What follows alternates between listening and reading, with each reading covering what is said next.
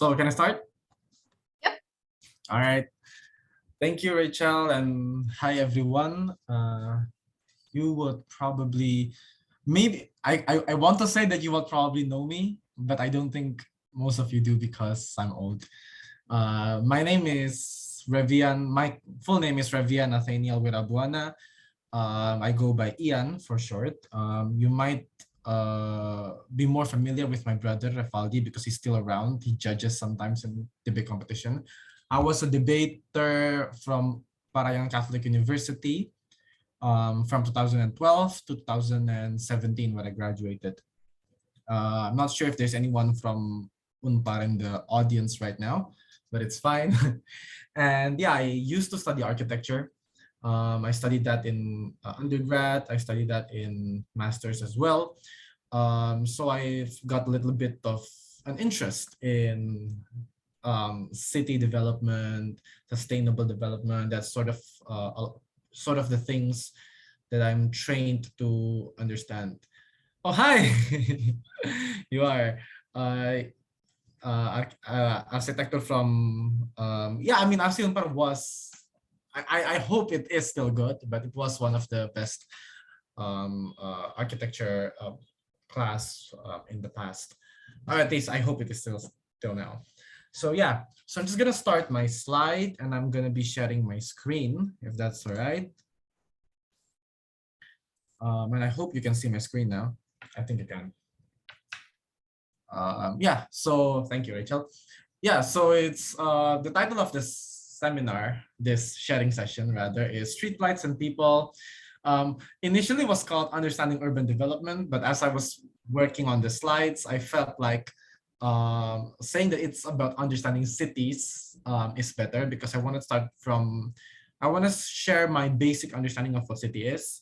And hopefully from there, you can develop your own understanding of what the city do, what the city does, and probably how it functions, and hopefully how you then apply it to certain cases or motions. In doing so, hopefully you will understand more about urban development as well. But I felt like for most people, understanding cities, beginning with what city is kind of the most important thing. And a little bit of a backstory to the seminar. I was a contributor in the recent Founders Trophy, and the motion I released in that debate was in regards to urban development. And in that, I happened to judge in the same room as a panelist for Jen. And in that discussion, it came up to us that we don't really talk about cities all that much in debate. There will be the occasional city planning or urban development motions, but it felt like an oddity if that appears. It felt like it's rare that comes up. And we felt like there's a gap of knowledge throughout a lot of debaters, especially in the current debating scene in Indonesia in regards to this matter. And we felt like maybe having a small sharing session in regards to this matter would be useful. So that was why we had the idea of making this seminar. And it also felt like, so yeah, sometimes there's a lot of reason why we debate, right? Sometimes for most of us, it's allowing us to express ourselves. For most of us, it allows us to practice our critical thoughts, our English to a certain extent. It allows us to channel our interest in politics, in economics, international relations. We can talk about war, we can talk about policies. Debaters nowadays talk about like relationships and imaginary situations, assuming this happens and you happen to be in that world, those kinds of stuff. But I felt like sometimes we need to ground ourselves to talk about something that's relevant to ourselves. And I think city is one of them. The city in general is very relevant to human welfare. And I felt like that's something that needs to be discussed. So if any of you are judges or are planning to become adjudication course, the CA teams of any competition, maybe consider that, because this is a topic that's very relevant to most of us in relation to our welfare, our well-being. So I think we should be talking about this more. But also I felt like even though it's not, it is relevant to society at large, because a city is about giving welfare to people, providing a safe place of habitation. A city impacts the environment in a very in a grand scale, and that's why it needs to be discussed. But further, I think that even if you don't end up debating about cities, I think it's important to, I will share this knowledge with you regardless, because I think knowing the understanding of a city is important to you as a person, and as a person that's building your career. So regardless of you ever debate about it. Why? Because the basics of understanding cities is applicable to a lot of other fields. A lot of you maybe will work in real estate. You might work in retail, in the retail industry. And to understand those, you need to understand how city functions. Because only when you understand cities, you will understand where an area has the best opportunity for you. Maybe some of you will be working in logistics. Some of you will be working in e-commerce. If any one of you is trying to go to work in Shopee or any other startup companies in relation to transportation, such as Grab, Gojek, start working in Tokopedia, for example, dealing with transportation, dealing with supply chains, dealing with logistics. Those kind of to be able to develop business in those areas, you need to understand cities. You need to understand how people operate in a city, how people move and mobilize themselves, where is the hotspot of crowds, for instance. So the basics of cities will definitely be useful. The general knowledge of it will definitely be useful for you in entering those fields. So that's why I'm going to be talking about this, regardless of you eventually debating it or not. So yeah, and you signed up for this already, so make it count. Yeah, so I'm gonna be talking about something. So the way I usually do this kind of seminar is that I will just go on with my my topics. If you want to say things, like for example, one of you, I forgot what was it. Okay, so Hilia Kalisha just gave a small comments in the chat. I appreciate that, and I encourage any one of you who would like to just say things, just comment, add up on things, just put it in chat. I'll be very happy to see them. I might not read them out loud, but that is definitely welcome. If you have any questions in regards to like the exact matter I'm talking about, if for example I'm talking too fast, or there is a specific part of the slide you need a further clarification on, feel free to just chat it, preface it with a capital question, and then just say, can you please clarify on this part? I can probably help you with that. But if you wanna like a question that may have a long answer, asking my opinion about stuff, probably wait until the end of the material and we'll have a Q&A session at the end. So otherwise, we'll start with the slides. Oh, and yeah, disclaimer, before we proceed, disclaimer. This is not an academic seminar. By academic, I mean, I'm not a scientist in the field of urban planning or city planning or urban policies. So what I'm saying will not be a scientific truth, or it is not an accepted theory. This is all my interpretation, my personal interpretation and opinions about cities that I'd like to share with you. And hopefully by sharing with you, you will have your own opinion, you have your own understanding of what city is. Feel free to discuss them. Whatever I'm saying is not an absolute truth, because yeah, this is my interpretation and definitely a simplified version of what a city is, because obviously debaters and judges would want that kind of knowledge, right? We don't need a very technical knowledge. We need a simplified knowledge that is easy to use and to argue in a debate. So yeah, let's proceed with this seminar. So first of all, before we begin with the other concept, we need to begin with the basics. What is a city? Because a lot of us, when I began, I don't I can't really understand the differentiation between a city and a village and a residence. What's the difference between what is the principal difference between kota and perumahan, for example? So yeah, and this is important. So this is one of the things you might want to take note of. A city, in my knowledge, which I simply learned this in class, but I adhere to this very much because he was a wonderful lecturer.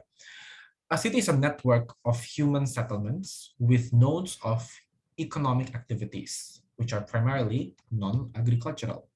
So what do I mean by economic activities? So, and why I think economic activity being there is important.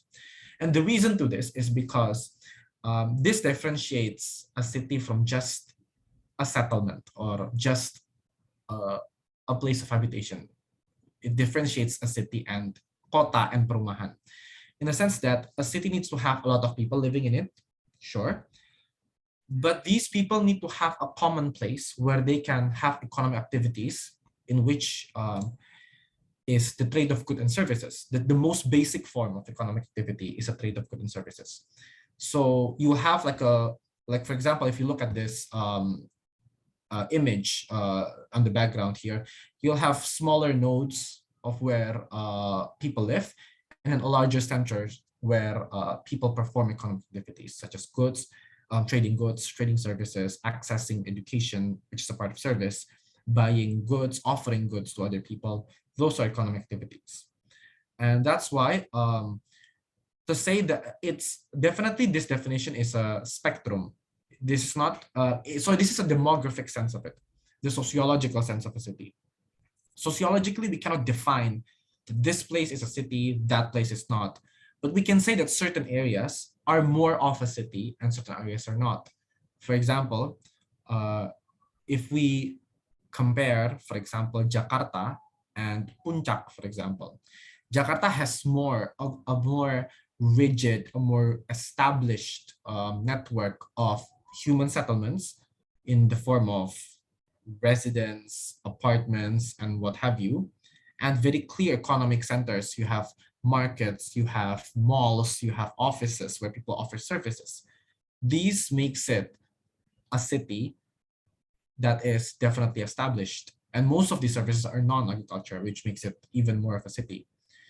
Puncak, for example, Puncak, the area or the city, for example, they also have residents, they also have markets, but in terms of volume, in terms of significance, probably it's not as established as Jakarta.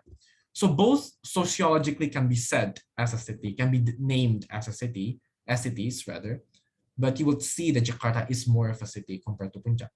So this is the basic understanding of it. For it to be a city, to be called a city, it needs to have settlements and it needs to have economic activities. So that leads us to another question. We often hear the term satellite cities, and that is the term often used to describe areas such as Bekasi, Tangerang, Depok, and Bogor, for example. I'll be using a lot of examples from Jakarta because I lived in Jakarta for a while, and I think the knowledge of this area is more accessible for me at least. So forgive me if I don't have examples from Jogja or Bandung as much as I do in Jakarta, but feel free to apply this knowledge to wherever you come from. So we have terms such as satellite cities. Satellite cities are terms for these smaller cities that are not independent, or yeah, the way they say it is that it's not independent because it's dependent on Jakarta. For me, how I perceive these cities is that Bekasi, Tangerang, Depok, for example, they do have their own economic activities and they do have their own settlements. The economic activities are primarily agricultural, and therefore they're technically a city. But a significant portion of their citizens, people who dwell in the city, commutes to Jakarta for their day-to-day sustenance. That means that the economic activities of a lot of their people happens elsewhere, which is to say that that means that this city is a lot of these people is dependent on another place. And That is probably why people then call it satellite cities. This is an important knowledge because we do have a lot of urban centers that gives rise to satellite cities like this, meaning that the city can survive on its own technically, but a lot of its people are dependent to a main city, which is Jakarta in this case. So yeah, this is a knowledge that you might probably need, and this will definitely come up in the later part of the slides. But for now, a city, human settlement, economic activities, non-agricultural. So this is important. So why do people choose to live in a city in comparison to like other places? There's a lot of reasons. We'll be going into that, but non-agricultural is a part of why people go to a city, because one, a lot of people that, for example, grow up in a village that that has more agricultural economic centers, either don't want to continue in that field, or might find that field no longer as sustainable or as sustaining, as profiting for them. We understand that not only a lot of technologies are replacing the need for agricultural labors, also the environmental change, the climate change, have significantly altered the way agriculture works. It altered harvest, and sooner or later, being in agriculture will not be as profiting as working in a service industry or in a tech industry. And that's probably why a lot of people go to cities. Yeah, so that's like a very quick intermezzo. So yeah, that's what the city is. What does a city provide? What consists of a city and what does it give to people? There's a lot of views on this, on what the city provides to its people. One of the way I interpret it personally is that they give a particular purpose.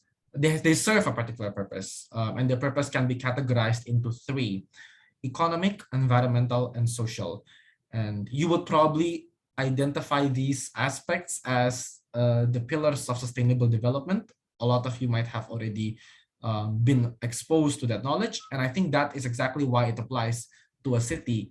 And generally, a city is judged by how well they can sustain people and how well into the future they can do so. And that's hence a city is often judged by how sustainable it is.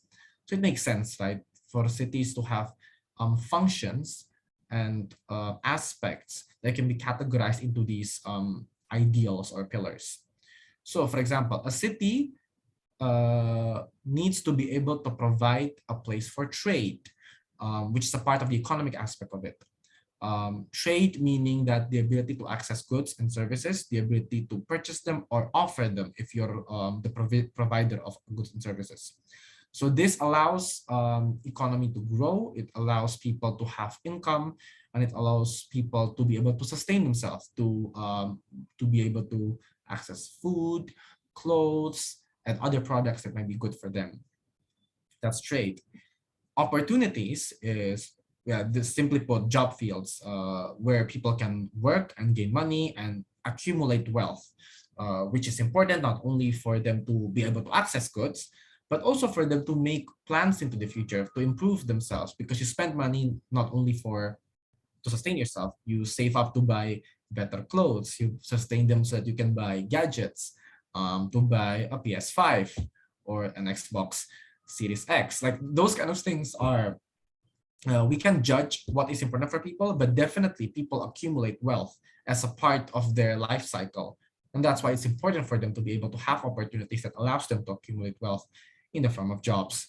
And that's why it's a part of city. A part of city is being able to provide opportunities where people can access those wealth. In the environmental aspect, there's a lot of things that constitutes the environmental function of a city, but I categorize them into three. The most general is air, water, and energy. Air meaning a city ideally have an air that can sustain health and sustain life. So if a city is extremely polluted, that city is not functioning properly because it does not provide a safe air for people to breathe in. So an example of this is a lot of the urban capitals in China, which has a lot of, the air quality index is very low. Indonesia, sometimes the air quality index will drop, especially when, the time when forests are being burned in Sumatra. Often the smog go all the way to Java, and that will definitely cause a drop in the air quality index. So that's also when a city fails. And a city will succeed if they manage to bring the air quality index up and be able to control the pollution or the gas emission that their transportation wastes. So that's one of the function of a city. Water is pretty much, it's obvious, the ability for the city to provide you with clean water for you to consume, and a healthy water for you to consume. If it's polluted, then it's not doing its job. Water also, in this case, I would include the facility to discharge your wastes. Like if you're a business or if you're a household, you will discharge a liquid waste from your bathrooms and from your kitchen. If you're a business, you will have a discharge of your byproducts of your waste materials. So a lot of that contributes to whether a city can provide a good and quality water for their citizens.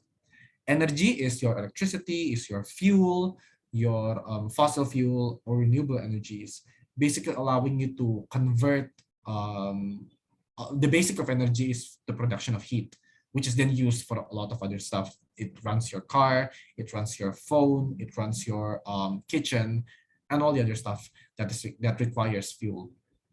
So a city ideally have the infrastructure to channel energy from where it is made to where it is consumed.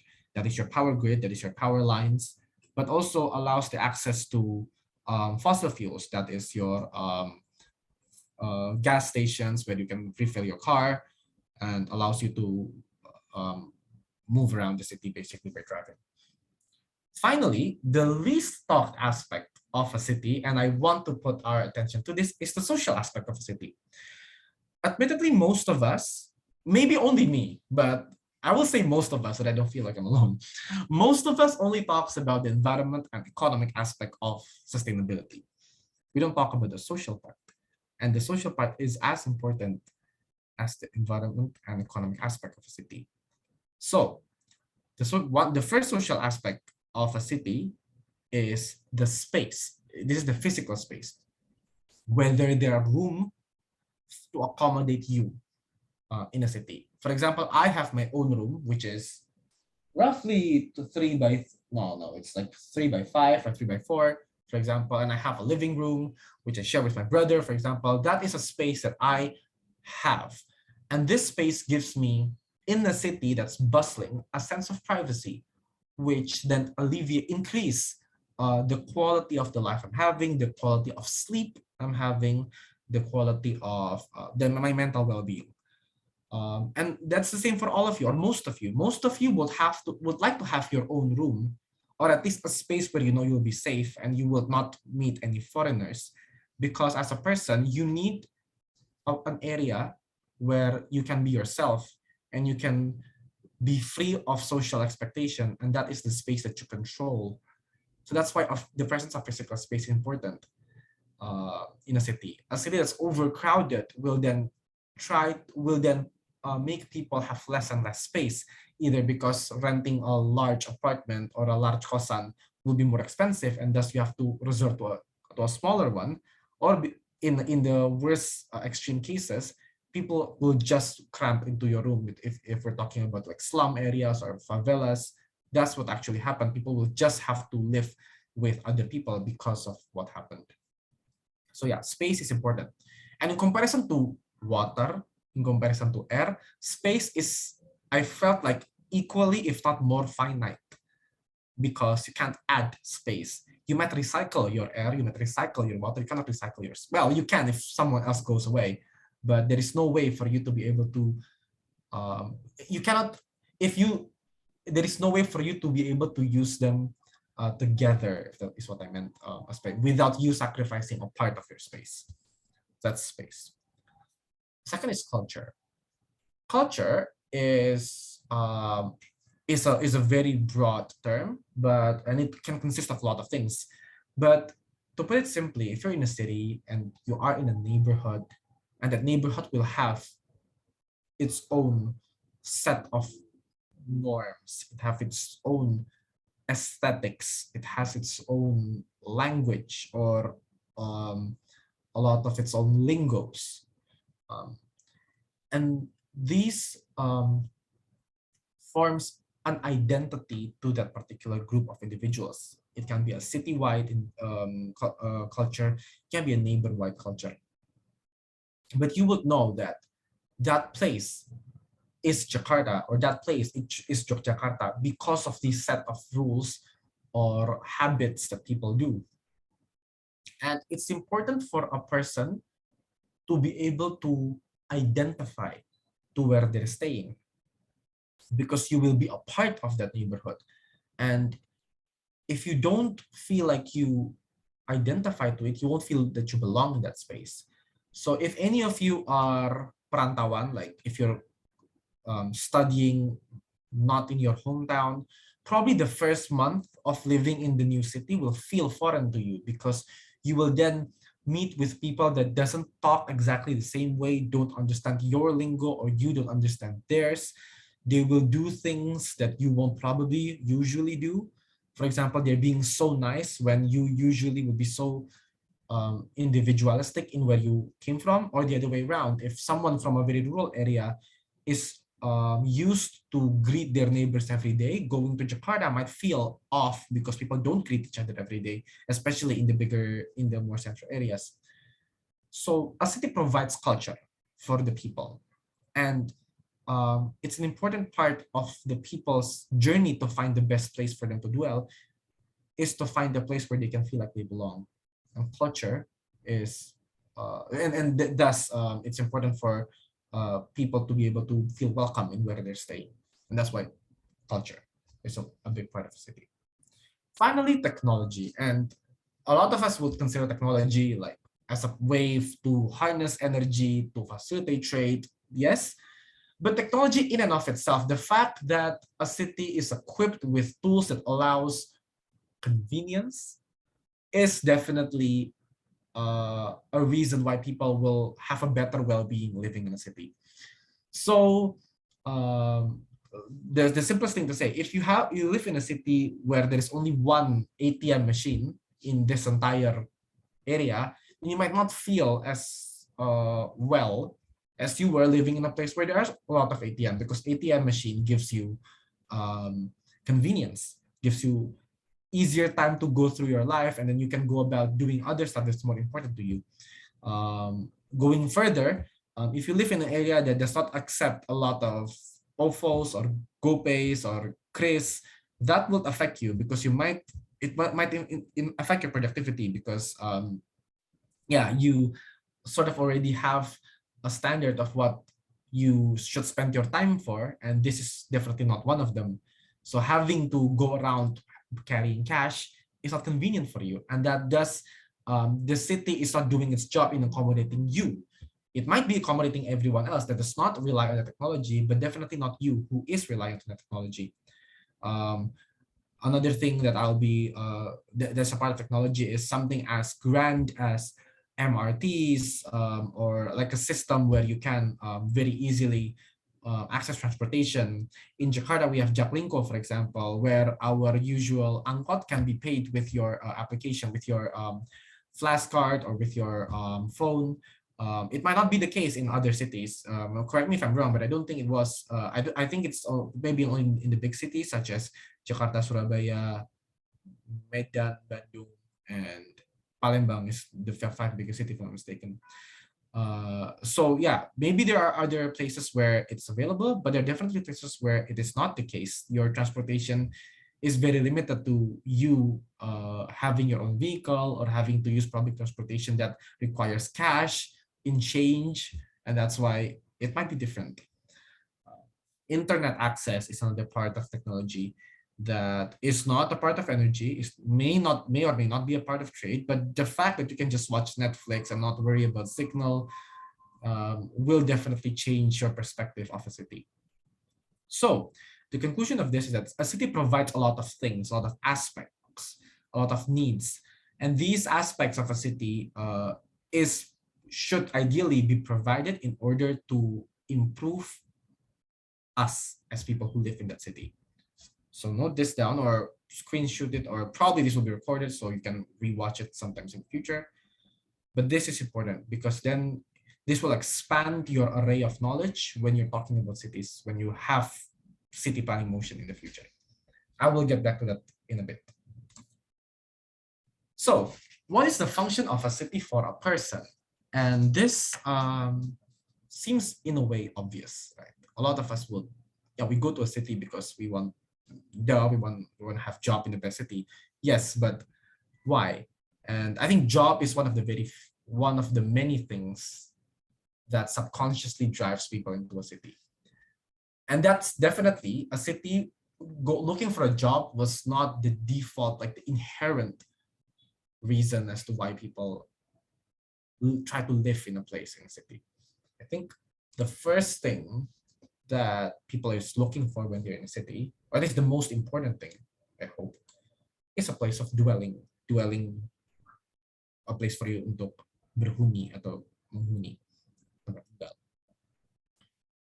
So this is the most basic part of living in a city, because some people can live in a city without, like, not having jobs, but most people living in a city is dwelling somewhere. And that's why the quality of a person's life is dependent on whether the city can provide them a good dwelling. So what are the requirements of a good dwelling? The most basic stuff, the basic function of a dwelling is it needs to be safe. It needs to provide a place where you will be safe from the weather, from the elements, from any health hazards that might affect you. That's why you have a place, you have some roof, you have a wall that protects you from the cold or from the heat, and you have a place where ideally will have a door that you can lock so that you can filter who enters your space and who doesn't. And that's a dwelling, a safe dwelling. Ideally, a city provides a safe dwelling for all, but that's not always the case. And you would probably already seen in a lot of news or a lot of articles that a lot of people are living a substandard level of dwelling that is not safe, be it for their health or their physical security. The second function of a dwelling, the second function of a dwelling, is to make you feel comfortable. So you don't need to be safe. Safe is a very objective standard. You need to be healthy, you need to be physically safe. Comfortable is starting to get more subjective. You need to be happy, or you need to be you need to feel good about what you're staying, and that will include the fact that if you're comfortable, it means that the city provides you with, for example, convenience, the ability to access goods in a shorter time, the ability for you to sleep well at night, that you have the best quality of sleep, for example, the fact that you can access entertainment, those are comfortable, right? So in a place where it's extremely noisy, places near train stations tend to not provide the best comfort because you won't get the best quality of sleep, for example. Or places that do not have any forms of entertainment might not be comfortable because you don't have your ways to refresh yourself or to offload yourself from your business. So that's the first part of comfortable. But I'm also talking about comfortable in terms of like psychology. This is where I was talking about culture. If you feel like you live in a neighborhood of foreigners, you definitely won't feel comfortable. If you feel like everyone else is not within your best interest, not thinking of your best interests when you're around, you won't feel comfortable. And that's why having a neighborhood that's inclusive, to everyone is important. I will then lead this to other issues we're having in a lot of cities in Indonesia, but just keep in mind, a place of dwelling needs to be comfortable for you, your physical self, your psychological self as well. Finally, a place of dwelling should ideally allows you to improve yourself. So not only that you stay in the city, but staying in that city increases your value, be it by increasing your skills, increasing your potentials, allowing you to grow as a person, grow professionally. Those are also the function of a place of dwelling. So if you live in a city and you just can only get by, like the amount of income you have is exactly what you need for you to survive, then you're not improving yourself, because you don't have time for yourself. You don't have time to improve your skills or to improve your worth or value as a person.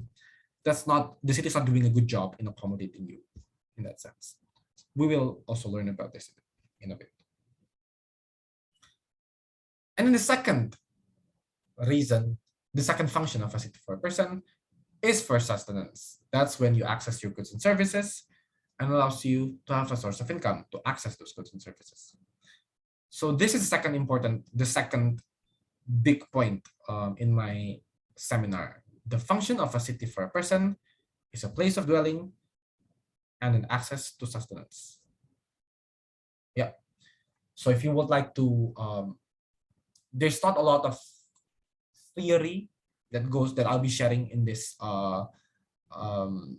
seminar, but this is the mindset that you probably need to note down when you'll be talking about cities or city motions, because these two questions will lead and guide a lot of your thought process when you're debating about cities. What does city provide? Economic, environmental, social aspects of a lot of things. It can be further broken down into other points that I mentioned in the previous slide. What does citizen need? A place of dwelling and access to sustenance. So when you understand these two questions, you have then the ability to analyze a lot of issues regarding cities in a more grounded manner, because you then can take those issues and try to see how it affects what a city provides, and also affects the way citizens fulfill their own needs. For example, overpopulation. This is one of the most basic, most talked about problem of a city, overpopulation, and it's over-talked by a lot of people, which is deserving because it is a big issue. But the question with overpopulation is, what are its impacts? So often we just talk about overpopulation in a very narrow manner, as opposed to trying to look into the multiple facets of a city it affects and the multiple facets of citizens' life it affects. I don't know if any of you, some of you might be guilty of this. I know a lot of my teachers growing up are guilty of this. And I was guilty of this, which is if I'm trying to be quick in explaining the harms of an overpopulation, I would say something along the line of overpopulation leads to people becoming unemployed. And then people that's unemployed will live in slums. They become criminals and they are harmful. That is the extent of my explanation for overpopulation. Most of the time, judges will accept that. We accept that everyone that is unemployed, everyone that goes to a city will become unemployed, and they will become slum settlers, and they will become criminals. Not to say it's wrong, but it's a very narrow, simplistic characterization of how people live in a city. Statistically speaking, a lot of people that goes to Jakarta already has a job, or they go to Jakarta because they secured a job. A majority of them, I'm not saying all of them. But overpopulation does have a toll even on these people. So I felt like the more realistic way to say it is that, sure, some people become criminals, But when a person is, so I'm trying to then look at this into in a more neutral way. The majority of the people that goes to a city, to Jakarta, for example, when it's overpopulated, will have a difficult time securing a good job. They will have a job. A lot of them will have a job, but not a good one. Meaning a good one is that they probably paid just minimum wage, or maybe slightly under minimum wage, or maybe slightly over minimum wage. That is realistic, right? To say that a lot of people are paid in that level. So is that harmful? Well, they might not become unemployed and live in slums, but a lot of them don't have a lot of spare to save, not a lot of money to save. If they cannot save their money, they won't grow. They don't have a mobility. They will just live to get by. Is that a good life? Maybe not. So that's one of the very few ways you can explain the harms of overpopulation. And we can talk a lot of things about overpopulations only. So again, let's look at this point, how it changes what the city provides. There's economic, environmental, social aspect of it. I just talked about the economic part. People with overpopulation, competitions for jobs will be harder. A lot of people will be fighting for the same opportunity, and therefore a lot of them will not get it. They will have to settle for the second option or the third option or the fourth option. A lot of these jobs are not the best job, and a lot of them does not allow upwards mobility. It does not allow them to grow. That's the first thing you can talk about when you talk about cities. Environment, for example. What can you say when a lot of people live in a city? There's a lot more waste, for example, that needs to be discharged because humans, by virtue of being a living being, will have to discharge waste. Do we have enough infrastructure to process that? Maybe not, and that might impact our water supply. The fact there are more people means that there are more vehicles on the road, because most people that goes to Jakarta bring their own motorcycle or buy their own motorcycle when they're in Jakarta. And in that sense, it might affect the amount of pollution or air that is there. Environmentally, we then spend more power, electricity, because there needs to be more people that access warm water or needs to cook. And with that, we drain or we strain the energy plants that supply the city. So a lot of this, so environment alone, I can talk about three things as to why it's harmful. Socially, with more people, you have lesser space per individual, or the streets become extremely crowded. The public transport becomes extremely crowded, and it's not going to be safe health-wise, especially in the pandemics. Mentally, it drains you if you have to go commute in a train every day, and a lot of people is crowding your space, and you have to live by it for 2 hours a day, 1 hour for your in the morning, 1 hour at night. It will be draining, like mentally exhausting for you to be there. I don't know if this is true for a lot of people. I'm an introvert, but that is true for me, and I know that is true psychologically, because the psychology of space is important, as I mentioned earlier. The fact that you need some level of personal space, especially with strangers. So yeah, you can talk about a lot of things in terms of how it changes what the city provides. The next step is to see how it affects a citizen's way to fulfill their needs. I talked about, is it after the city change, will the citizen still be able to call that place a nice place of dwelling? Maybe not, because they don't have the best upwards mobility. Maybe not, because they're no longer safe in terms of their health or in terms of their physical security. Maybe not anymore, because they don't feel like they're comfortable in it. They don't identify with the place, or they feel like they're disconnected from the area. They don't feel comfortable. So it doesn't give them a place of dwelling, or it doesn't give them the best access to sustenance, because then jobs are difficult or maybe inexistent, depending on how far out of extreme you want to take this. But what I'm saying is, asking these two questions leads to a lot of deep explanation in regards to a problem in a city. And the rest of this seminar will be exercising these thoughts in a lot of other problems or a lot of other situations. So yeah, this is overpopulation. I have three other issues, like the plights of a city that is often discussed. I know that the issue of cities the problems of a city goes way beyond these three, but I'm just taking a three as an example. And I won't be talking about the problem of a city such as congestion or pollution.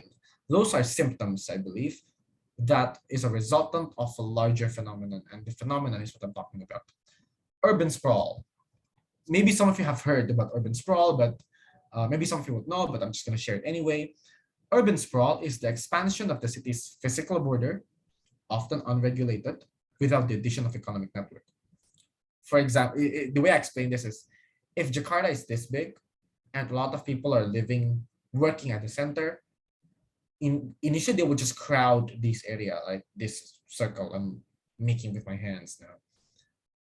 But as more people go to Jakarta and need to access the center, they will start to build houses slightly off the edge of the circle, slightly off, and it starts to grow, not because these areas around it has their own ecosystem in terms of urban ecosystem, but because all of them needs to access the center. So the economic network does not grow. It's just more people living further out, further away from the city to access what is at the center. That is called urban sprawl, because that means that the city expands, but not its life does not expand, only its body expands. So the area at the edges of the city tends to be dead in terms of activities. They don't have their own economic system. They don't have their own access to, a lot of them often don't have facilities such as marketplace or shopping centers or job centers that can accommodate these people. Eventually, people at the edge has to live every day commuting to the center. For these people, they feel disconnected from the city at the center, right? So how do we talk about this with the two questions I had? For example, how does an expanding city without the expansion of a network then affect how the city change? What does the city provide to the people? Obviously, it then will fail in providing, for example, a good quality of environmental aspects, because then it means a lot of people will have to commute further and further and further to access their job, right? Because the job stays at the center. That means that more pollution is caused because people will have to commute further, or more pollution is caused because then more traffic jam will happen, and traffic jam definitely makes vehicles continuously emit pollution while they're idle. So that's like one of the things you can say. You can say that it affects people's mental well-being. They don't feel like a lot of their time is wasted on the commute. That means that they're not productive. They go to work, they're not productive, or they have to wake very early and they have to sleep very late at night because they have to spend a lot of their time in commute, because the city continues to grow without ever moving its economy from the center or extending it. And thus, people won't have the best form of rest.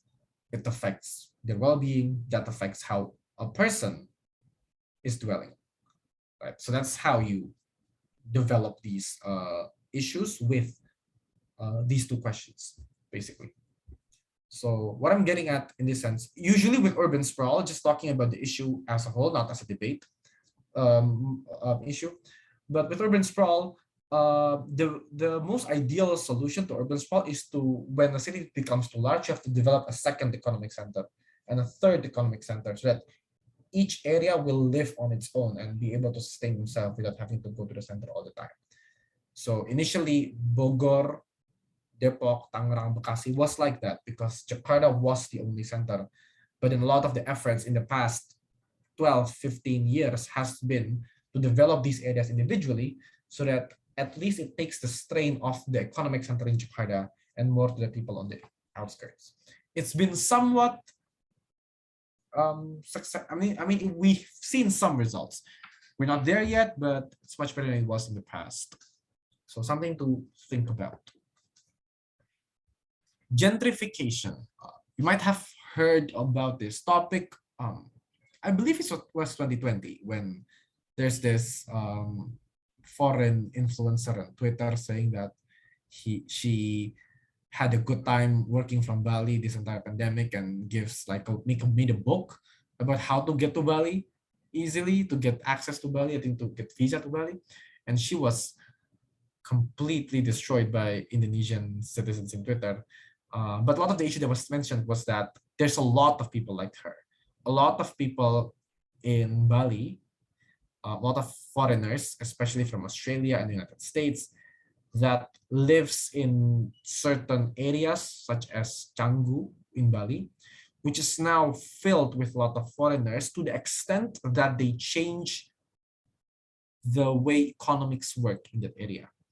Most of those areas now become the center of bule, the kind of food, the kind of entertainment they provide, the area provides becomes accommodating to foreigners and less accommodating to locals.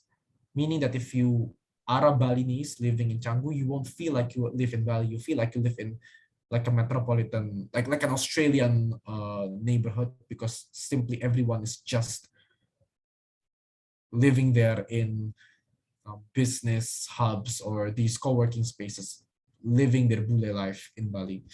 The prices go up because they were trying to gain because businesses are trying to gain the most out of the potential consumers, but at the expense of the local people having to also endure the sudden increase of price of food, of property, because that area is now lucrative for a more affluent market.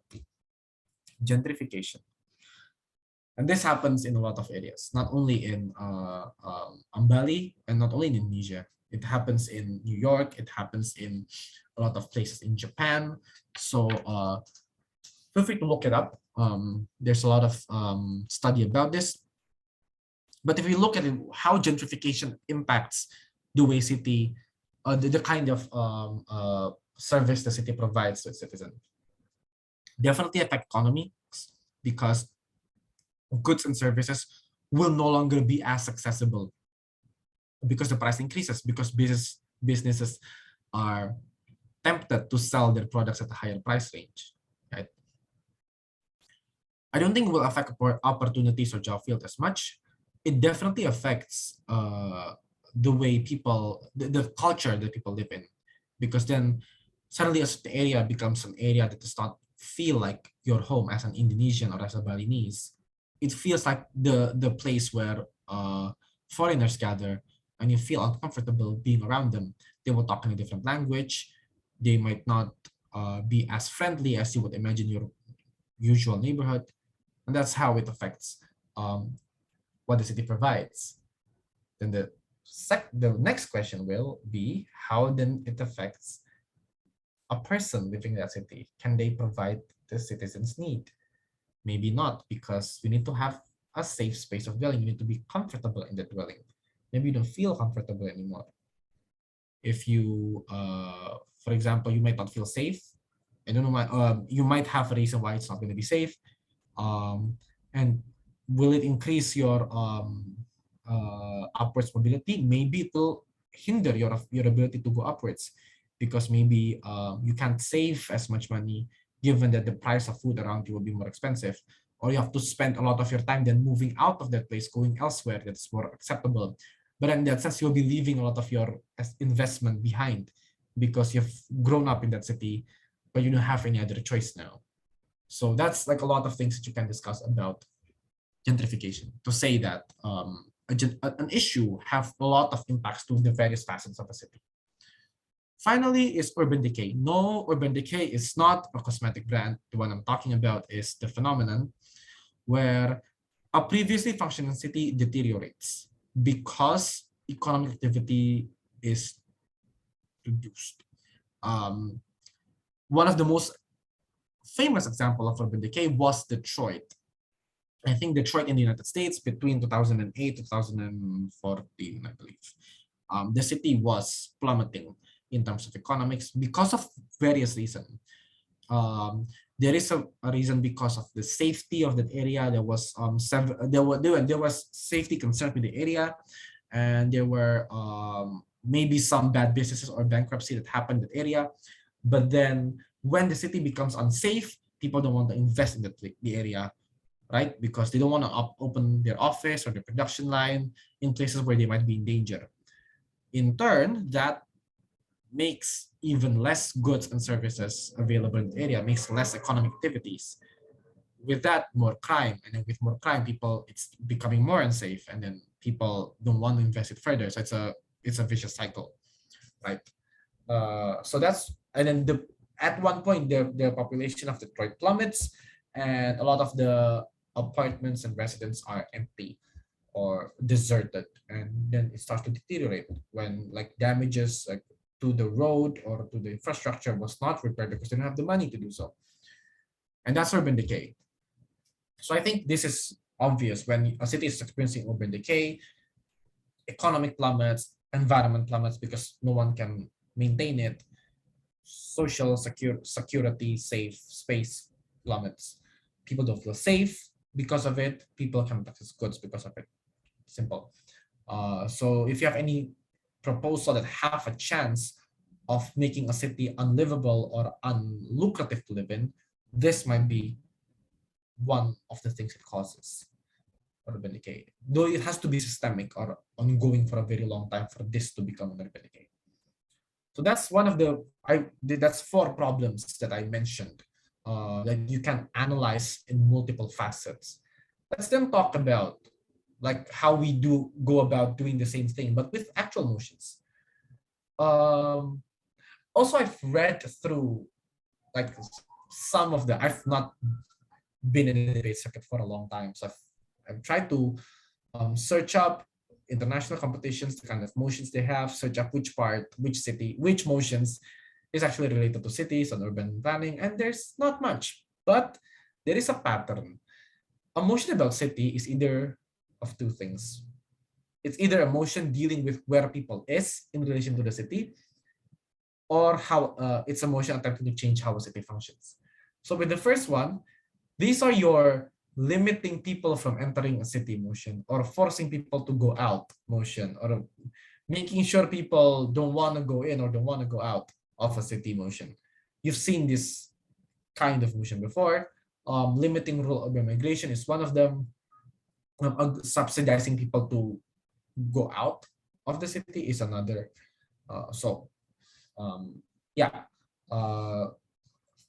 With this motion, what you need to be looking at is how does more people in a city affects how a city function, or how a city function would be a different question. How does more people in a city affects the capability of a city to provide, or how does less people in a city change the way the city can provide for its citizens? So let's talk about the first one. Like all these 3 motions are pretty much similar. Let's talk about limiting rural urban migration. When we limit rural urban migration, you will have less people in the city. Ideally, you will have less people in the city. What does that mean? On the positive side, less people in the city will then have a better effect on job opportunities. For example, it will have better effect on, the space that you live in, the social aspect of space. It has probably better effect on the environment. That's one of them. You can then go on further by yourself. On the negative side, yes, it's true that opportunity is increased, but then trade decreases because there's less people. Trade is the thing that promotes growth, right? When a company has a lot of trade happening in their marketplace, the company grows, they get income, they can hire more people. So with more people in a city, you allow the city to grow further.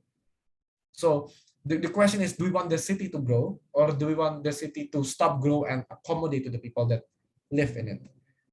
So then you can then connect this this problem with overpopulation. You can then try to discuss when a city grows, will it be a positive growth that gives good to the people, or will it be bad? Will it then lead to an urban sprawl, or will it then lead into the development of good satellite cities? So there's a lot of aspects to this that you can discuss. The way you do that is to explore the various aspects of a city. You can start with economics, but then you can talk about space, social, and see, probably with more people in a city, you then have better technology, because technology is going to a direction where it needs more people to feed the technology information, and that information will then be able to make the best decision for the people. For example, technology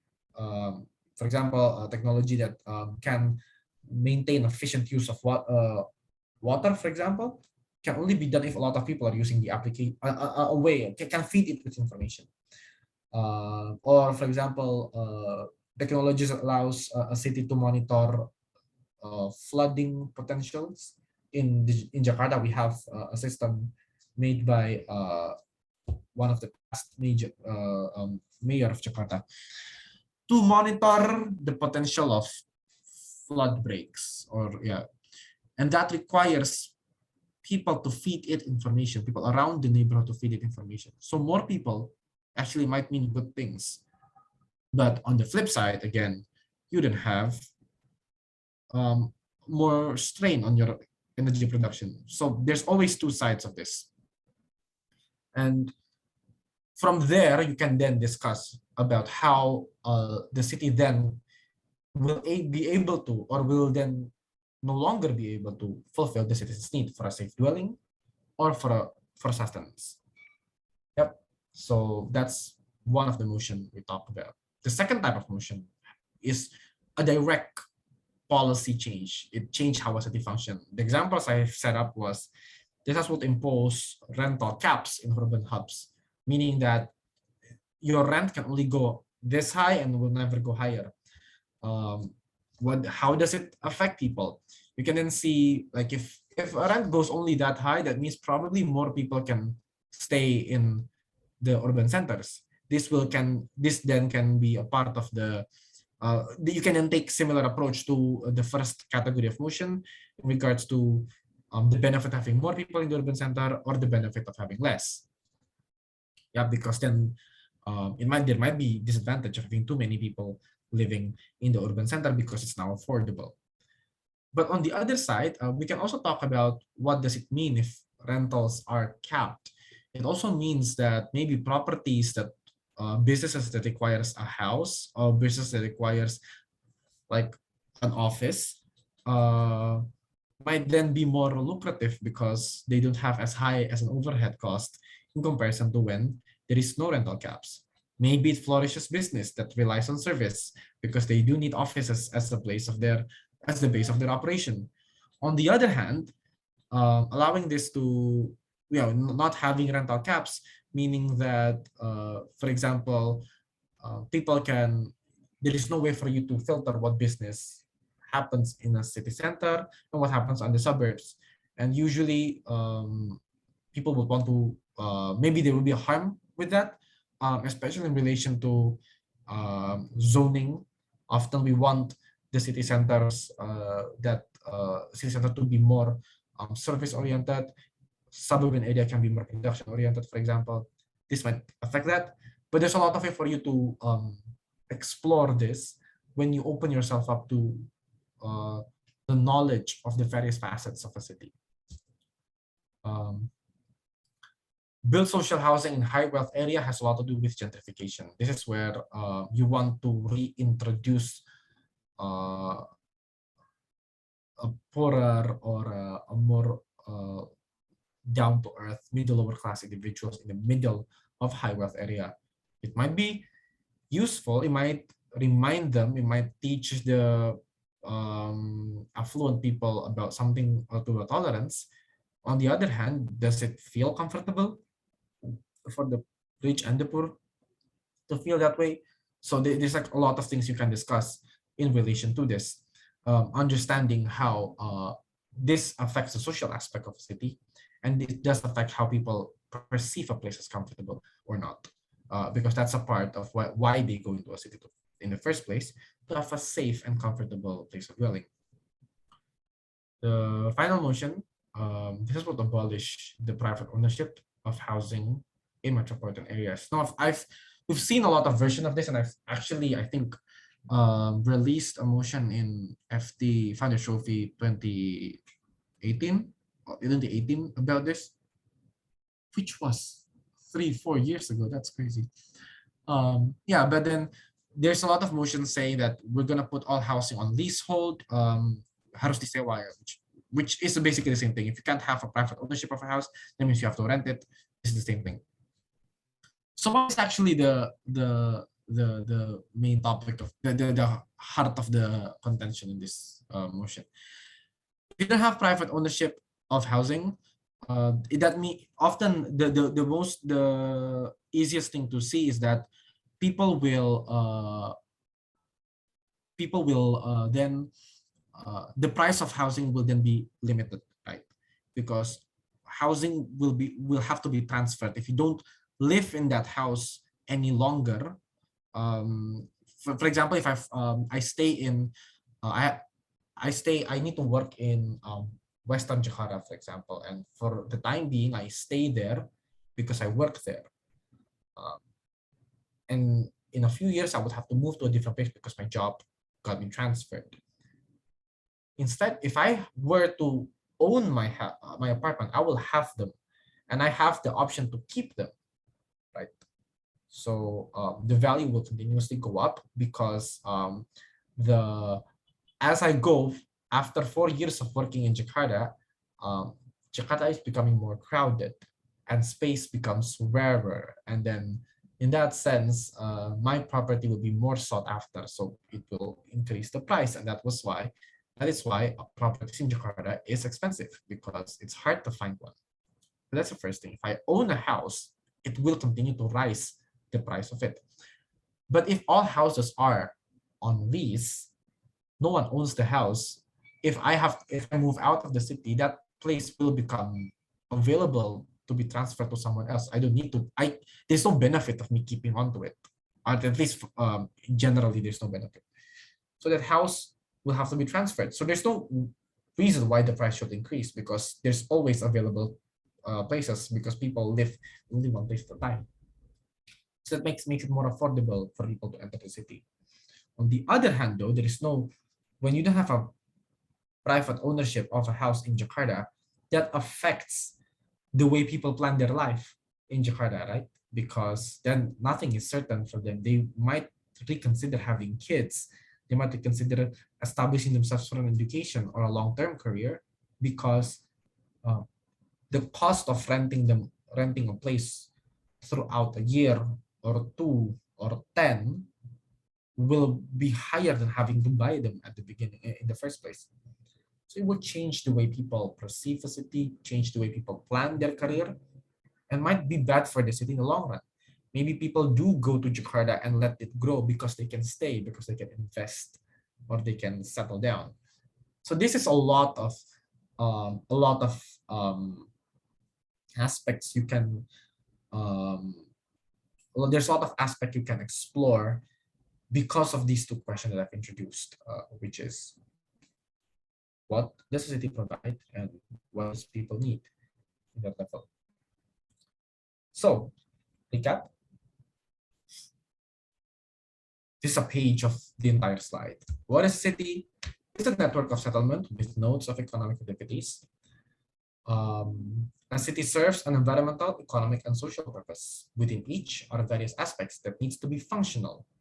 There needs to be functional. Sorry for the grammar mistake. It needs to be functional for it to be able to serve its purpose. A person needs those aspects. A lot of mistakes in this slide. I was making them in a rush. I'm sorry. A person needs those aspects of the city to have a place of dwelling and to access sustenance. Finally, city planning or urban development motions attempts to tune a city's functionality, which will affect the fulfillment of people's needs. So this in general is my basic take on a city and usually my very basic principle from which all the other arguments will then derive from. And that's my sharing session for the day. If anyone has a question, I'll be happy to try answering them. Kak Ian, so Yeah. I do have a question. This is regarding like a very recent competition in Indonesia, Argumentum Asians. We have an urban development motions. However, the motion is like pretty long. Is it okay if I ask you like what kind of framework that we can use? Let's I'm try just to typing it in chat and see how far I can do this. But yeah, we'll see. All Chat, right. can you type it in chat? Yeah. This is the context slide. Wait. Wow, context slide. It does have a context slide then. It does have a context slide of 4 paragraphs of them. Wow. All right. Let's see. Oh wait, the Zoom chat cannot have that much of a. So I'm gonna send it paragraphs because I don't think Zoom can contain like a lot of The paragraphs. paragraph. Right. Yeah. All right. Sure.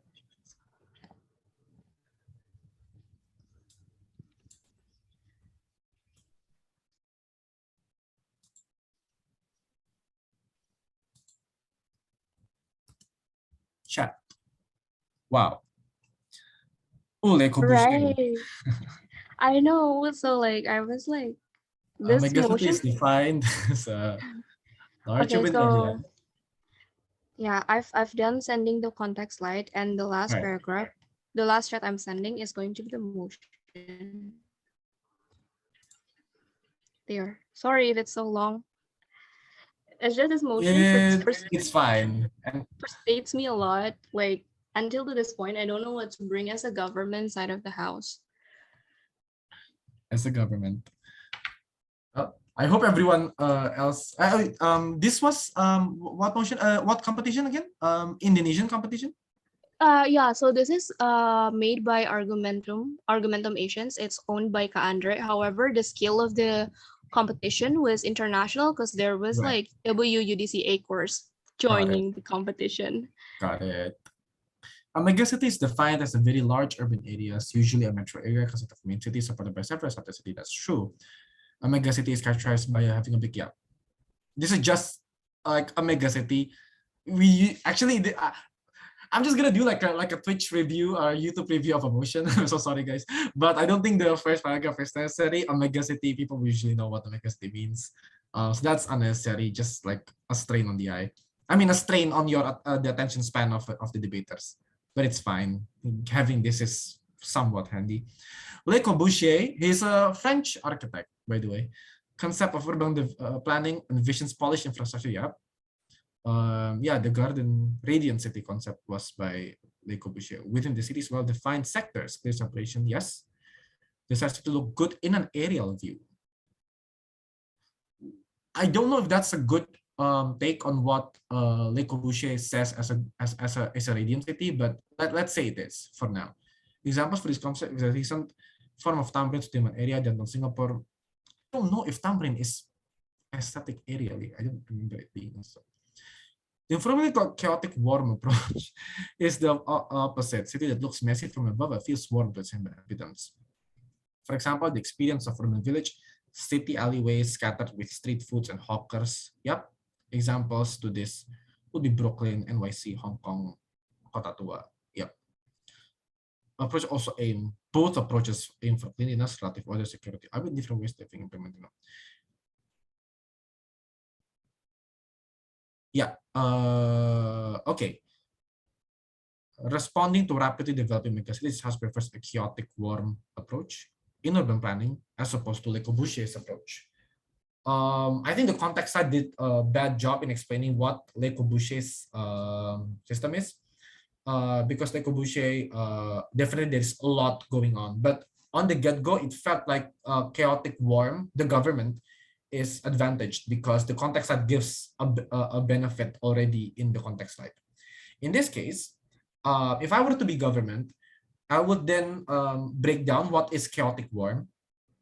Messy from the above, but feels warm from its orbitant. Warm meaning that when you go to any area of the city, you will have a mixture of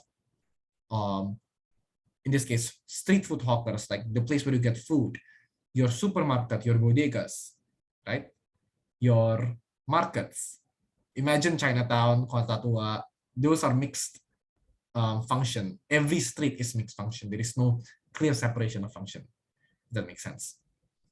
That means that for me, the ability to access my goods and services will not be impacted by my location. Anywhere I go, I will be able to reach them, right? It gives me easier access to goods and services, probably. It gives me a more wholesome, let's say for every business that is built in that area, it's easy for them to get their market because there's always a mixture of multiple levels of individuals and based on income. So in an area, you will have everywhere from people that's like living their day by day and people who are extremely rich. There's always a mixture of those because it's a mixed use area. So you won't have, so that was the first benefit is easy access to goods and services. I would also then, in terms of argument, I would then also try to bring about the ability for you to not have a concentrated area of poor people, a concentrated area of rich people. That can also be a benefit. Yeah, so the way I frame this then, because I have these benefits in mind, the way I frame this is that for a rapidly developing megacity, what are the goals of a rapidly developing megacity? What is the pitfall that they're trying to avoid? For example, often with megacities, you will then have pockets of different, I would then probably try to set the goal of the city for example, an equitable development, for instance, in which everyone will feel safe, everyone will have equal access to goods and services. Equality and a good access of everything is what I'm aiming for. And it is then this chaotic warm approach that has the ability to provide that in a scalable manner, meaning that even as the city continue to grow, people will continue to have equal access to everything, be it services, goods, rent, living space, business, and the opportunities to perform in your business.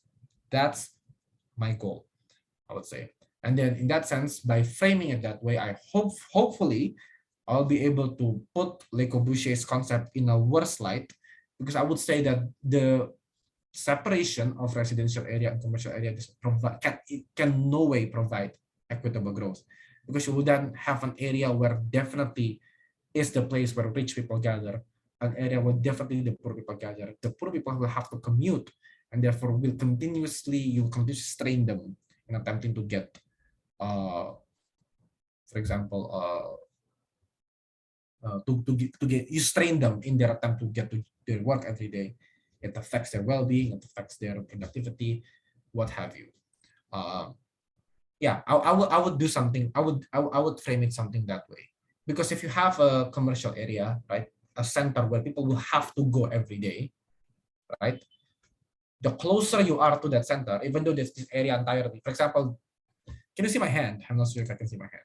If this area is the economic center and everyone have to go there, you have this section above as residential area. It's set, everyone have to live there, but the area that's closest to the economic center will be the most sought after, right? It will become more expensive.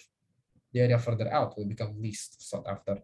That's why you will have a separation. People will live, there will be a separation of, this is the affluent neighborhood and this is the poorer neighborhood. When everything is mixed, you won't have that, because everywhere you are, you will be in roughly equal distance to other economic centers. That's one of the things I might say for government.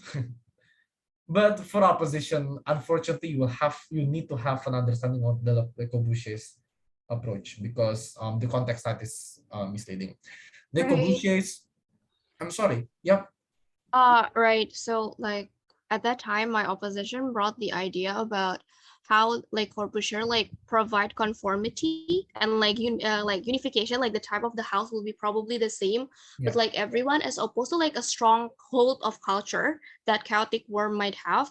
That in itself, they said it creates like an you know, like not exclusive, like a strong sense of culture might lead to like people not allowing inclusive household, in the sense like people Yeah. going into that particular place will be like, I don't know, yada yada racism, yada yada Yeah.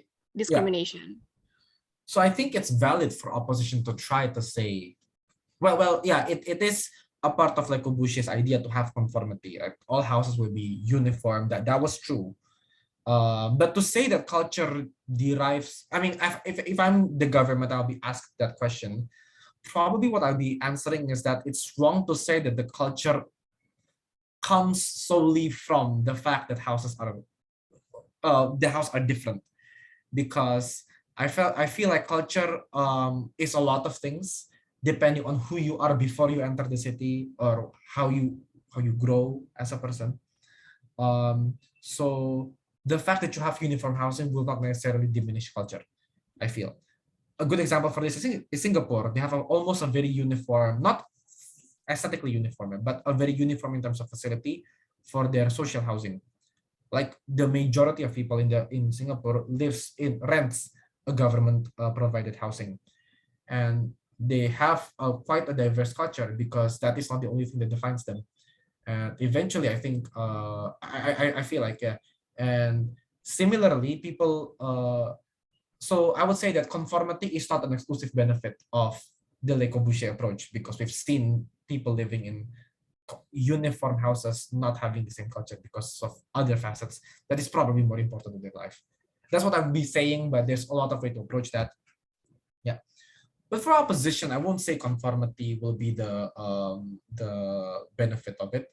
I do believe that with a very rigid zonation of what where economic area is and where residential area is, there might be some benefit to it. Probably in terms of the kind of facility that the government can provide, can be very focused, very streamlined. The government can then focus certain facilities on areas that needs them the most. That is true to an extent, but I think that is also a reason Le Corbusier coined that term in the 1800s, because I don't think it's as relevant it is now. This is just my opinion, though. And I'm not a debater anymore, so I don't care if this offends the ACOR. I'm so sorry if the ACOR is here, but I felt like that is a very outdated concept to begin with.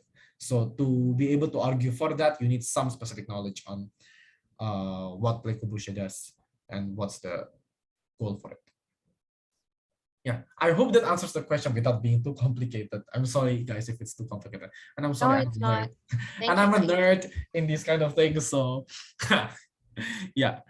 So, any other questions or anything you might want to share with the class? I like sharing sessions like this. Anyone has a story on what they experience with city kind motions?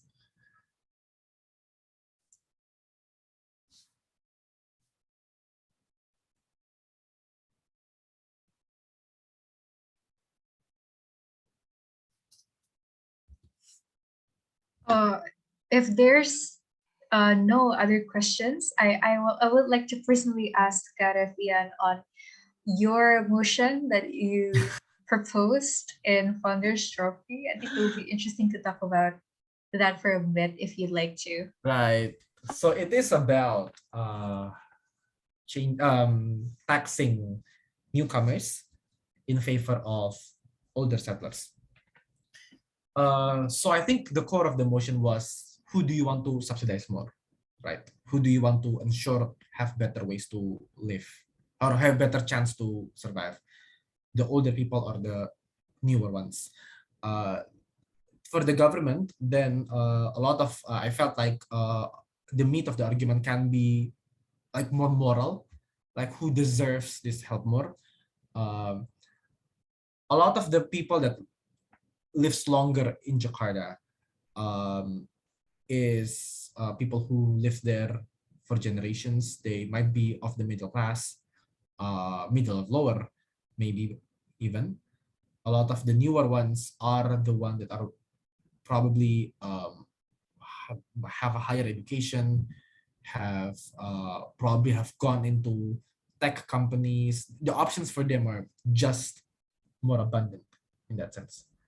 So in that case, we want to tax them instead, and subsidize it to the one that came before them, is because these people, by virtue of going into the city, may cause the city. They strain the city more, and the one that suffers the effect most is the older residents, because the older residents tends to not have as many options as the newer ones. Is yeah. In that sense, the purpose of this is to balance out the opportunity and balance out the income, or the opportunity rather, and the chance of survival. People who lived in Jakarta, like the generations of Betawi descent, may not have the same. They might not be working in the jobs that is available for newer graduates of good universities. But they then suffer the effect of everything becoming more expensive. Traffic is becoming more expensive and more burdensome for individuals. So this is a compensation for that, especially given that they are the one who built the city, but then that contributes in making the city what it is right now. So that's like one of the main arguments I had in mind. Obviously, you can also talk about controlling population is one of the other things you can talk about. I feel like preventing gentrification is also one of the things you can talk about. But I felt like that was like the first argument I had in mind, was to talk about equalizing opportunities for government. Yeah. But then for the opposition, the question will be, do they prioritize people who don't have an option, who tends not to contribute more, who will no longer be contributing in the long run? Because admittedly, most people that live longer are older, and more people who's newer are younger, and the younger will have more education, they're more relevant in the workforce. So you want them more if you want the city to grow economically. So that's the opposition's part. This is just two arguments I had, the two school of thoughts I had when making this motion. And a lot of things can derive from that, or can derive from other concerns with the city, such as population growth, or gentrification can be a part of it as well. Yeah, so that's on the get-go what I thought. I hope that answers your question on the many things that can be discussed. Again, with BP, I don't think you need a very long set of argument, but you need one that's relevant and answers a grounded topic. And I felt like there's a lot of arguments in the room I judged. There's a lot of argument that was close to getting there, but not quite. Yeah, there's that. All right, awesome. Thanks, Ka. Okay, there's a question from Kalian, I believe. So she asks, hi, Kak Ian. Ini for the next question. Do you think there are assumptions made during debates regarding rural and forest slum areas that aren't accurate, either for the better or for the worse? There is definitely a lot of those questions. Thank you for the question, Leon. Yes, there's definitely. I've talked about one of them earlier, which is a lot of people assumes that when you go to slum, either you will become criminals or you will live like the poorest of the poor. There's a lot. I think slum is a spectrum. Like there's a lot. There's like rich neighborhood, and then middle class neighborhood, lower class neighborhood, and then slightly under substandard, and then all the way to the gutters. There's like it's an entire spectrum, and people are not automatically pushed to the end of the spectrum. So often people think of it that way. I think the better way to say this is that a lot of people considers that the citizens of a city is either the urban rich or the urban poor, and nothing in between. Like you're either extremely poor or extremely rich. That is an assumption that a lot of people made. I don't feel like that is accurate, because more people, the unemployment rate, the highest unemployment rate in Jakarta was 2003. I don't, maybe the highest was 7%, and it usually is around the 3s and the 4s. So to say that people will be in either rich or extremely poor is wrong, because a lot of people are actually in the middle, right? And a lot of people are living in Jakarta, living in Bandung, but not living the best life that they could have is I think another thing that's often overlooked in the favor of assuming people is either poor or rich. That's one of the things that people assume. The second thing people often assume is that I don't know if this matters a lot, but it toggles the mind that a lot of people assume that if you live in the slum, then you don't have a good job, like or slum. I mean, some people who lives in like uh, uh, uh, people living in a slightly worse off neighborhood, a lot of them still go to the city and work a decent job. So another assumption is that people in slums stays in the slums. It's not the case. A lot of them actually commute elsewhere and work a normal job, if you would say that in other places. That is true, especially that's true in Indonesia and especially to elsewhere. In the US, a lot of people live in a like, for example, Bronx is often associated with a neighborhood of the middle lower class, but a lot of them commutes and work downtown in a quite a high paying job or decent job. They might have a different struggle. They might still be struggling with their life, but to say that those are slum people and these are city center people is wrong. People cross commute every day, which is also a problem in Jakarta. People cross commuting, causing a lot of traffic, is also another problem because not everything is where it's supposed to be. I feel.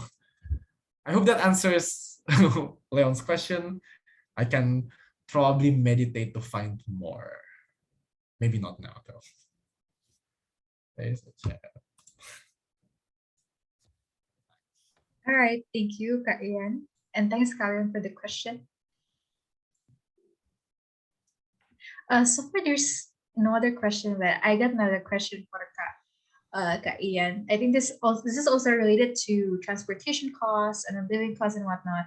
I think a while ago, I faced a motion about whether or not people with low-paying jobs should live in like directly in this middle of the cities, as opposed to what you just talked about as slum areas or like suburbans or more rural areas. I think personally for me it's intuitive to talk about why it's easier for them to stay or live permanently in suburbans or slum or rural areas, because then even though transportation costs will probably higher and then takes more time, but living cost is much lower, housing costs lower.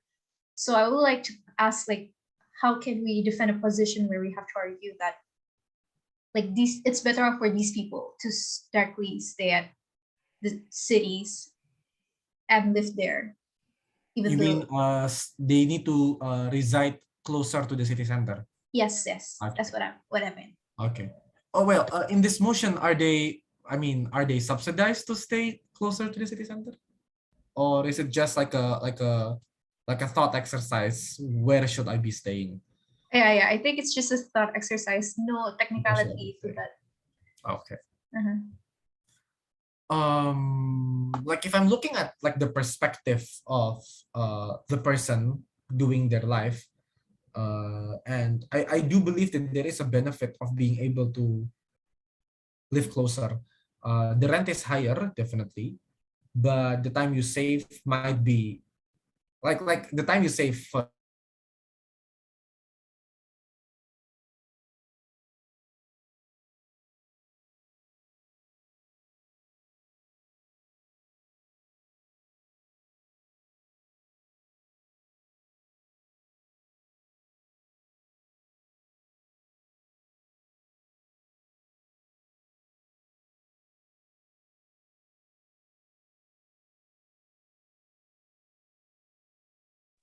Hi guys, I'm checking if it's me or Kak Ian's lagging ya. Okay, cool.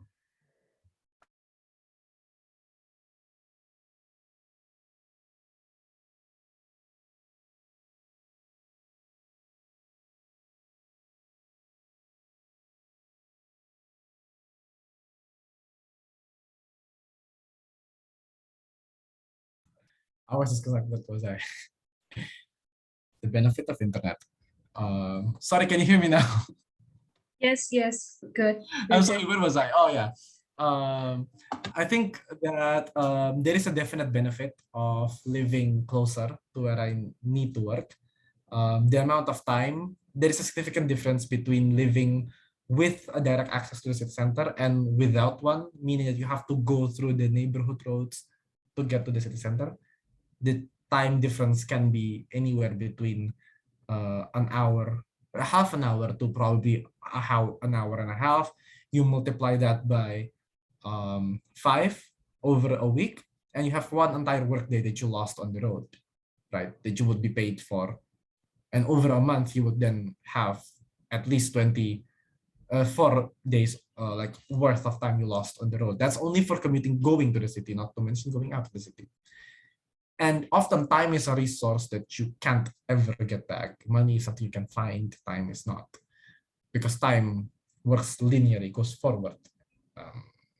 You waste an hour, you never get it back. It will never come back to you.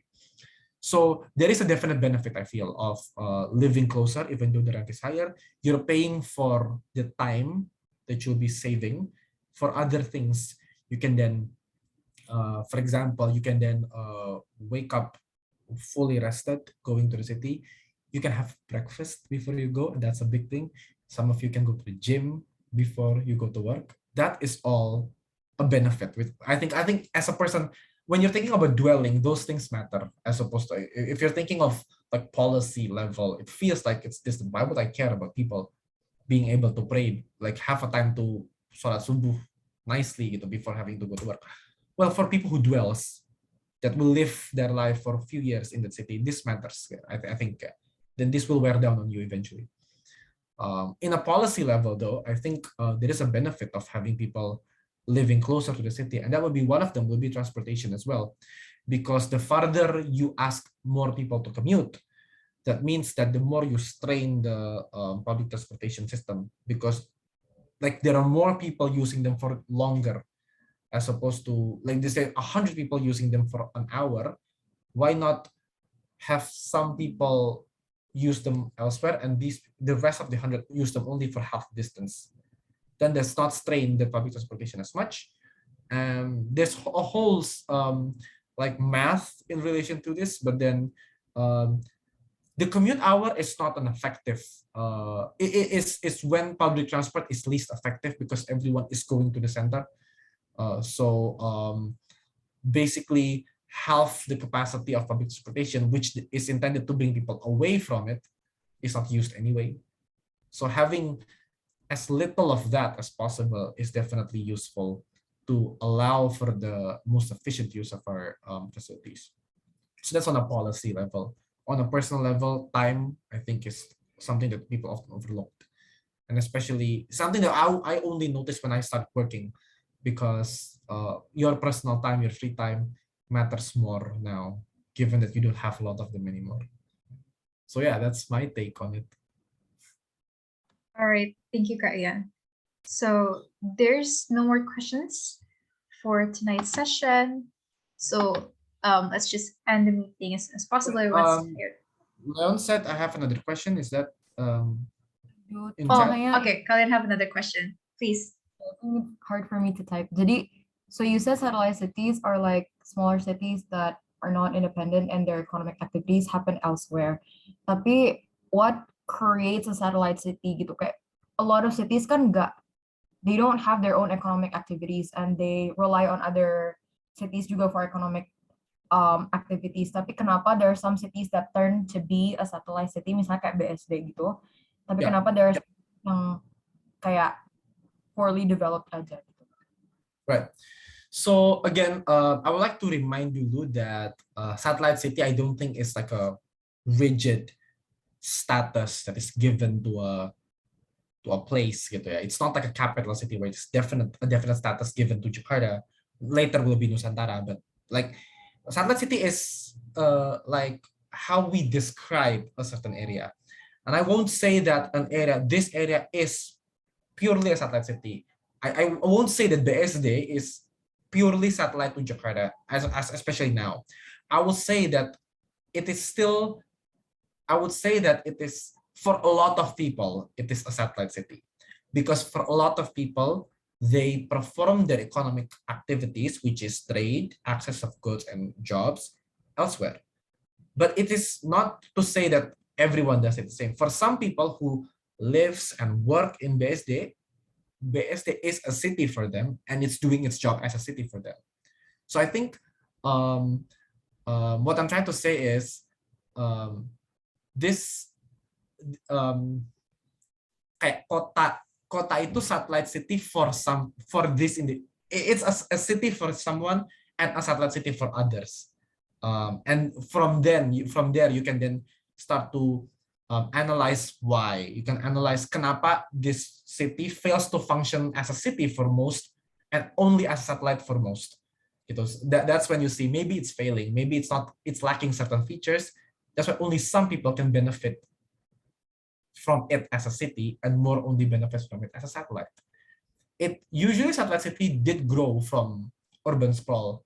Kalau we look at the history of Depok and Tangerang, yeah, most of Tangerang to begin with juga.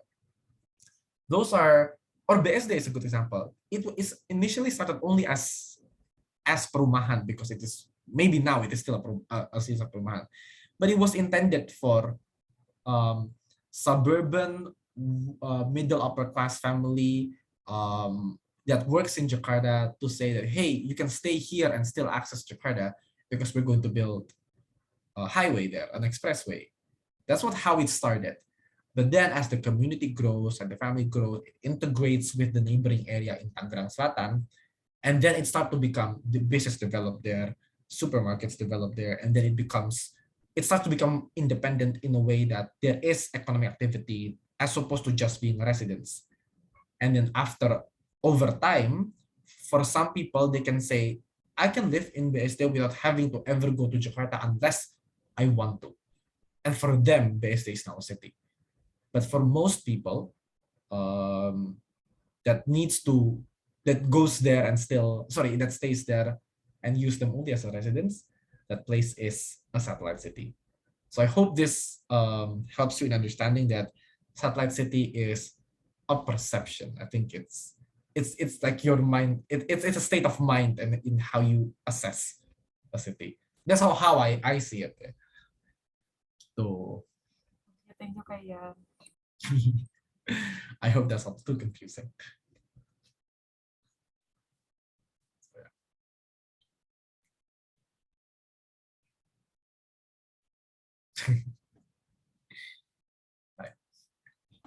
Okay, thank you, Kak Ian, and thank you, Kak Leon, Kak Chacha, for making this discussion lively.